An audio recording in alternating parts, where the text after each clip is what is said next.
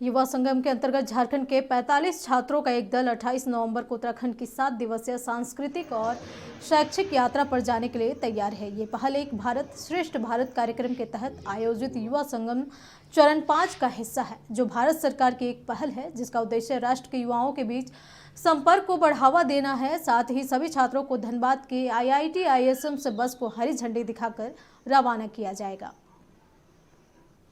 दो बस लगेगा। बस में पूरे झारखंड राज्य के अलग अलग ज़िलों से टोटल 45 बच्चे सेलेक्ट होकर के उत्तराखंड राज्य में जाएंगे और वहाँ की सांस्कृतिक धरोहर, एजुकेशनल इंस्टीट्यूशन, प्रौद्योगिकी और परस्पर सामंजस्यता को समझेंगे। इसके लिए हमारी टीम 45 स्टूडेंट्स और IIT ISM धनबाद से 6 कोऑर्डिनेटर की जो टोटल टीम है 51 लोगों की टीम, ये कल शाम को 4:55 पर जम्मू तवी एक्सप्रेस से धनबाद से रवाना होगी और वो परसों जो है रात में IIT रुड़की पहुंचेंगे।